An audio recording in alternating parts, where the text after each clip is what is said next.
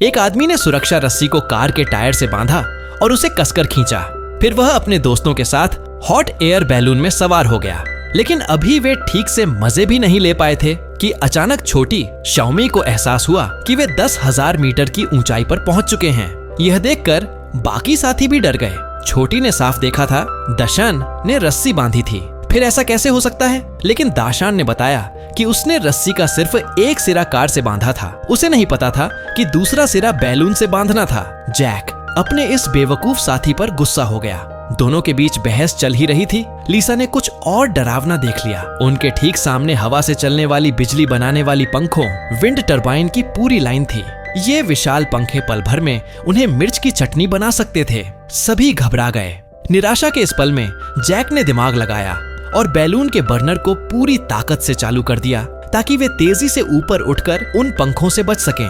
सभी लोग टोकरी में सिकुड़कर बैठ गए। जो कुछ भी पकड़ में आया उसे कसकर थाम लिया और डर के मारे मौत का इंतजार करने लगे। तभी जमीन पर खड़े एक लड़के ने उन्हें देखा। उसे लगा कि ये लोग कोई साहसी स्टंट कर रहे हैं। उसने तुरंत अपना फोन निकाला और उनकी तस्वीर लेकर अपने दोस्तों को भेज दी। उसे जरा भी अंदाजा नहीं था कि ऊपर वाले लोग कितनी बड़ी मुसीबत में हैं। हॉट एयर बैलून उन पंखों के और करीब पहुंच रहा था। लेकिन कुछ देर बाद बाहर सब कुछ शांत लग रहा था। दाशान उठकर देखना चाहता था कि क्या हो रहा है, लेकिन अचानक दाशान को कुछ समझ भी नहीं आया और वह 10,000 मीटर की ऊंचाई से गायब हो गया। जब बाकियों को होश आया तो देखा कि जैक की जांघ में एक लकड़ी का टुकड़ा घुस गया है। छोटी ने बिना वक्त गंवाए अपनी शर्ट उतारी और जैक की जांघ को बांधकर खून रोकने की कोशिश की।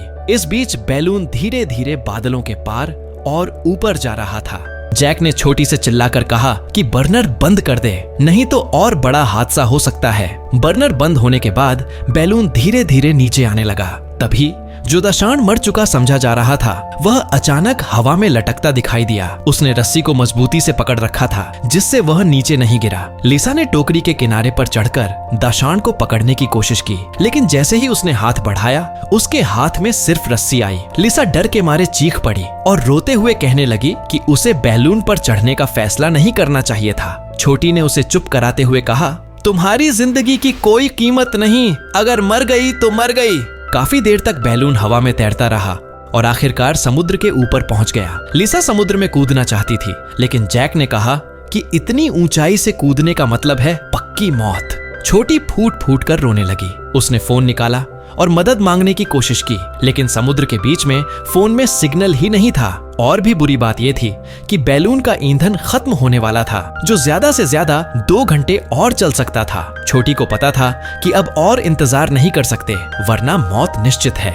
उसने फोन उठाया और सिग्नल ढूंढने की कोशिश की। शायद किस्मत से उसे समुद्र में एक यॉट नाव दिखाई दी जो उनकी ओर तेजी से आ रही थी। दोनों ने जोर जोर से चिल्लाकर मदद मांगी, लेकिन बैलून इतनी ऊंचाई पर था कि नीचे वालों को उनकी आवाज सुनाई ही नहीं दी। नीचे के लोग समझे कि वे बस हाथ हिला रहे हैं और उन्होंने भी जवाब में हाथ हिलाया। हुजुगे भी मदद मांगने के लिए उठा, लेकिन उत्साह में वह टोकरी के किनारे से सीधे समुद्र में गिर गया। उसकी जांघ में गहरी चोट थी। वह समुद्र का पानी पीने लगा और उसकी हालत बिगड़ने लगी। छोटी ने बैलून की रस्सी खोली और उसे हुजू भाई की ओर फेंकने की कोशिश की, लेकिन कई बार कोशिश करने के बाद भी रस्सी उसके पास नहीं पहुंची।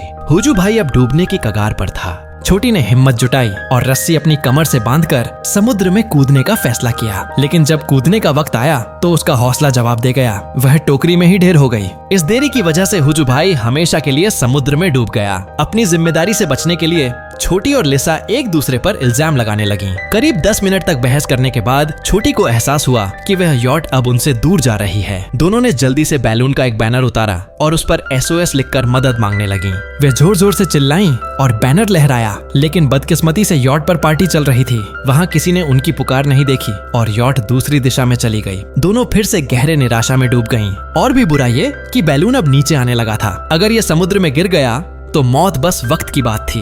अब उन्हें बैलून के बर्नर को जलाना था ताकि बैलून ऊपर बना रहे, लेकिन उनके पास लाइटर नहीं था। तभी छोटी को टोकरी में एक कंडोम मिला। उसने अपनी सहेली से कहा कि वोडका की बोतल खोलो। फिर उसने कंडोम को बोतल के मुंह पर लगाया और बोतल को उल्टा करके उसमें वोडका भरा। इसके बाद उन्होंने एक लेंस की तरह सूरज की रोशनी का इस्तेमाल करके कागज में आग लगाई और उसे बर्नर में डाला। इससे बैलून फिर से कुछ देर के लिए हवा में तैरने लगा, लेकिन यह भी कोई पक्का हल नहीं था क्योंकि गैस तो खत्म होनी ही थी। छोटी ने फिर से फोन निकाला और सिग्नल ढूंढने की कोशिश की। तभी उसकी सहेली ने कुछ देखा। उसने छोटी से फोन मांगा और उसका पिछला कवर खोला। उसमें एक छोटा सा छेद था जिसके बारे में उसने बताया कि वह सिग्नल पकड़ने के लिए जरूरी है। फिर उसने बैलून से एक तार निकाला और उसे उस छेद में डाला। हैरानी की बात, फोन में सिग्नल आ गया। छोटी ने तुरंत अपने परिवार के ग्रुप में अपनी लोकेशन भेजी, लेकिन तभी फोन की बैटरी खत्म हो गई। अब ये पता नहीं था कि मैसेज गया भी या नहीं, लेकिन उन्होंने हार नहीं मानी। दोनों ने हिम्मत जुटाई और बैलून के किनारे को धीरे धीरे खोलकर उसे समुद्र की सतह पर तैरने लायक बनाया। दोनों टोकरी के किनारे पर खड़े होकर प्रार्थना करने लगे